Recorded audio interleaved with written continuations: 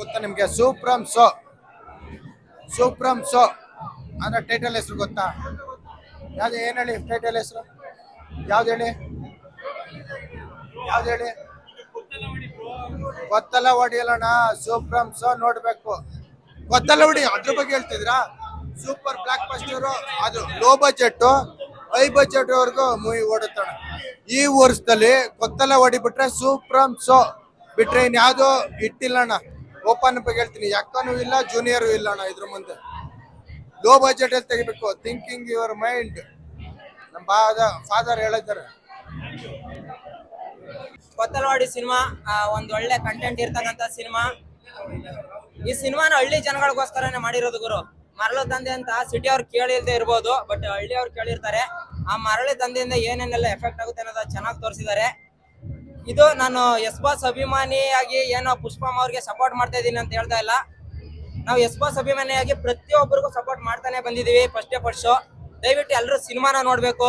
ಮತ್ತೆ ರಾಜಕೀಯದ ಬಗ್ಗೆ ಚೆನ್ನಾಗಿ ತೋರಿಸಿದ್ದಾರೆ. ಹಳ್ಳಿ ಜನಗಳು ಒಳ್ಳೆ ಜನಗಳು ಅಂತ ಹೇಳ್ತಾರಲ್ಲ, ಆ ಹಳ್ಳಿ ಜನಗಳನ್ನ ಮುಗ್ಧತೆಯನ್ನ ರಾಜಕೀಯ ವ್ಯಕ್ತಿಗಳು ಯಾವ ತರ ಯೂಸ್ ಮಾಡ್ಕೊಂತಾರೆ ಅನ್ನೋದನ್ನ ಚೆನ್ನಾಗಿ ತೋರಿಸಿದ್ದಾರೆ. ದಯವಿಟ್ಟು ಎಲ್ಲ ಇದೇ ಕಂಟೆಂಟ್ ಏನಾದ್ರು ತಮಿಳು ತೆಲುಗಲ್ಲಿ ಬಂದಿದ್ರೆ ಖಂಡಿತ ಜನಗಳು ಹೋಗಿ ನೋಡ್ತಾ ಇದ್ರು. ಬಟ್ ಈ ಸಿನಿಮಾಗೆ ಯಾಕೆ ನೋಡ್ತಾ ಇಲ್ಲ ಗೊತ್ತಾಗ್ತಾ ಇಲ್ಲ. ಆಮೇಲೆ ಇನ್ನೊಂದು ವಿಚಾರ, ಅಪ್ಪು ಸರ್ ಇದ್ದಾಗ ಒಂದ್ ಹೇಳಿದ್ರು ಫ್ಯಾನ್ ವಾರ್ ಮಾಡಬೇಡಿ ಅಂತ. ಬಟ್ ಇವಾಗ ನಮ್ ಕನ್ನಡ ಇಂಡಸ್ಟ್ರಿಯಲ್ಲಿ ಸ್ಟಾರ್ಗಳೇ ವಾರ್ಗಳು ಮಾಡ್ಕೊತಾವ್ರೆ. ದಯವಿಟ್ಟು ಇದನ್ನ ನಿಲ್ಲಿಸ್ರಿ. ಯಾಕಂತ ಹೇಳಿದ್ರೆ ಇಷ್ಟು ದಿನ ಪ್ರಮೋಷನ್ ಮಾಡ್ಕೊಂಡ್ ಬಂದ್ರು ಕೊತ್ತಲವಾಡಿ, ಇಡೀ ಕರ್ನಾಟಕಕ್ಕೆ ಗೊತ್ತು. ಬಟ್ ಇಲ್ಲಿ ಆ ಕಾಂಟ್ರವರ್ಸಿ ಆದಂಗಿಂತ ಸ್ಟಾರ್ಗಳದ್ದು ಈ ಕೊತ್ತಲವಾಡಿ ಮೂವಿ ಇದ್ರಲ್ಲಿ ಮುಳುಗೋಯ್ತೈತೆ ಇವ್ರ ಮಧ್ಯಗಳಲ್ಲಿ. ದಯವಿಟ್ಟು ಒಂದ್ ಕುಟುಂಬದ ಮೇಲೆ ಜಗಳ ಬರುತ್ತೆ ಹೋಗುತ್ತೆ, ಅದನ್ನ ನೀವು ಬಗೆಹರಿಸ್ಕೊಳ್ಳಿ. ಅದನ್ನ ಸೋಷಿಯಲ್ ಮೀಡಿಯಾದಲ್ಲಿ ಬಿಟ್ಟು ನೋಡಿ. ಇವಾಗ ಈ ಮೂವಿ ಕೊತ್ತಲವಾಡಿದು ಪ್ರಮೋಷನ್ ಹೋಯ್ತು ಇವಾಗ. ಅದಕ್ಕೆ ಯಾರು ಹೊಣೆ? ಫಿಲ್ಮ್ ಚೇಂಬರ್ ಅವ್ರು ಹೊಣೆ ಹಾಕ್ತಾರಾ? ಫಿಲ್ಮ್ ಚೇಂಬರ್ ಅವ್ರು ಹೊಣೆ ಹಾಕ್ತಾರಾ? ದಯವಿಟ್ಟು ಕಷ್ಟಪಟ್ಟು ಸಿನಿಮಾ ಮಾಡಿರ್ತಾರೆ. ಡೈರೆಕ್ಟರ್ ಕನ್ಸಿರುತ್ತೆ, ಹೀರೋಯಿನ್ ಹೀರೋ ಒಂದು ದೊಡ್ಡ ಕನ್ಸಿರುತ್ತೆ. ಕನ್ನಡ ಸಿನಿಮಾಕ್ಕೆ ಪ್ರೋತ್ಸಾಹ ಕೊಡಿ. ಆಮೇಲೆ ಕಮೆಂಟ್ ಹಾಕೋರು ಅಷ್ಟೇ, ನಾನು ಅವ್ರ ಫ್ಯಾನ್ ಇವ್ರ ಫ್ಯಾನ್, ಅವ್ರ ಕಷ್ಟ ರೆಡಿ ಮಾಡ್ಬಿಡ್ತೀನಿ ಅಂತಾರಲ್ಲ. ಬಂದು ಕನ್ನಡ ಸಿನಿಮಾಗೆ ಸಪೋರ್ಟ್ ಮಾಡ್ರಿ. ನಿಮ್ಮ ಹೀರೋ ಗೆದ್ದಷ್ಟೇ ಖುಷಿ ಆಗುತ್ತೆ. ಪ್ರತಿಯೊಬ್ಬ ಕನ್ನಡದ ಹೀರೋಗಳು ಗೆಲ್ಬೇಕು. ಕೊತ್ತಲವಾಡಿ ಸಿನಿಮಾ ಪಕ್ಕಾ ಸಕ್ಸಸ್ ಆಗುತ್ತೆ ಬ್ರೋ. ಒಂದೆರಡು ದಿನ ಲೇಟ್ ಆಗ್ಬೋದು, ಲೇಟೆಸ್ಟ್ ಆಗಿ ಬರುತ್ತೆ ಅನ್ನೋ ನಂಬಿಕೆ ಇದೆ. ಕನ್ನಡದ ಜನಗಳು ಒಳ್ಳೆ ಕಂಟೆಂಟ್ ಇರೋ ಮೂವಿನ ಸೋಲ್ಸಲ್ಲ ಅನ್ಕೊಂಡಿದೀನಿ. ಮೈಸೂರು ಭಾಗದ ಜನರಂತೂ ಇದನ್ನ ಫುಲ್ ಮೂವಿ ನೋಡ್ತಾರೆ ಬ್ರದರ್, ಅದ್ರಲ್ಲಿ ನೋ ಡೌಟ್. ಇವಾಗ ನೋಡಿ ಸಯ್ಯಾರ ಅಂತ ಒಂದು ಮೂವಿ ಬತ್ತು ಹಿಂದಿ, ಎಲ್ಲಾ ಕಡೆ ಹೌಸ್ಫುಲ್ ಓಡ್ತೈತೆ. ನಮ್ ಕನ್ನಡ ಜನಗಳು ಕೊತ್ತಲವಾಡಿ ಯಾಕೆ ಬರ್ತಾ ಇಲ್ಲ ಹಂಗಾದ್ರೆ? ಈ ಸಿನಿಮಾ ಪ್ರತಿಯೊಬ್ಬರಿಗೂ ತಲುಪಬೇಕು. ಕೊತ್ತಲವಾಡಿ ನೋಡಿದವ್ರು ನೀವೇ ಹೇಳ್ತೀರಾ ಚೆನ್ನಾಗಿದೆ ಅಂತ. ಹಳ್ಳಿ ಜನಗಳು ಮೇನ್ ನೋಡ್ಬೇಕು. ಆಲ್ ದ ಬೆಸ್ಟ್, ಒಳ್ಳೇದಾಗ್ಲಿ. ಪುಷ್ಪಮ್ಮ ಅವ್ರ ಪ್ರೊಡಕ್ಷನ್ಗೆ ಗೆಲುವು ಬ್ರೋ. ಜೀವನದಲ್ಲಿ ಬೆಳಿಬೇಕಂದ್ರೆ ಇರ್ಬೇಕು ಪುಷ್ಪು. ಈ ಸಿನಿಮಾ ಹಿಂದೆ ನಿಂತವ್ರೆ ನಮ್ಮ ಯಶೋ. ಅವರ ಮುಂದಿನ cinema Toxic, Anand selection number 1 classic. Pushpamma Kannada ಇಂಡಸ್ಟ್ರಿಗೆ ಹೊಸ ಪ್ರೊಡ್ಯೂಸರ್ ಬಂದಿರೋ ಪುಷ್ಪಮ್ಮ, ಅವ ಅಮ್ಮ ಎಲ್ಲೂ ತಗ್ಗದೇ ಇಲ್ಲಮ್ಮ. ಈ ಸಿನಿಮಾ ಪಬ್ಲಿಸಿಟಿಯಲ್ಲಿ ಶರಣ್ ಸಾರು ಅವರು ನಟನೆ ಎಲ್ಲೇ 2 in 1 ಸ್ಟಾರು. ಪುಷ್ಪಮ್ಮ ಮನಸ್ಸು ಮಾಡಿದ್ರೆ ರಾಕಿಂಗ್ ಸ್ಟಾರ್ ಇಟ್ಕೊಂಡು ಕನ್ನಡ ಇಂಡಸ್ಟ್ರಿಗೆ ಒಂದು ಶಾಕಿಂಗ್ ಮೂವಿ ಕೊಡಬಹುದಾಗಿತ್ತು. ಆದ್ರೆ ಹೊಸಬರನ್ನ ಬೆಳೆಸಬೇಕನ್ನೋ ಅವ್ರ ಥಾಟ್ ಇದಿಲ್ಲ. ಎಕ್ಸ್ಟ್ರಾರ್ಡಿನರಿ.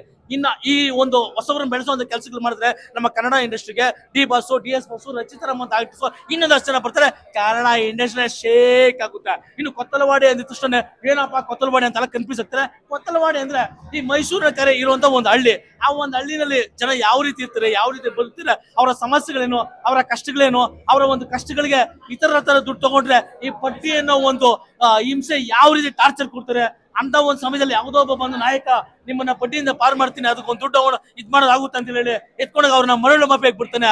ಆ ಒಂದು ಮರಳು ಮಾಫಿಯಾದಲ್ಲಿ ಯಾವ ರೀತಿ ಒಂದು ಸಾವು ನೋವುಗಳು ಇರುತ್ತೆ ಅನ್ನೋ ಒಂದು ಒಳ್ಳೆ ಸ್ಟೋರಿನ ಶ್ರೀರಾಜ್ ಅವರು ಅದ್ಭುತವಾಗಿ ಡೈರೆಕ್ಷನ್ ಮಾಡಿದ್ದಾರೆ. ಇನ್ನು ಪೃಥ್ವಿ ಅಂಬರ್ ಅವರು ಇದಕ್ಕಿಂತ ಮುಂಚೆ ಒಂದಷ್ಟು ಸಿನಿಮಾಗಳು ಮಾಡಿದ್ರು. ಈ ಸಿನಿಮಾದಲ್ಲಿ ಒಳ್ಳೆ ಹೆಸರು ಬರುತ್ತೆ.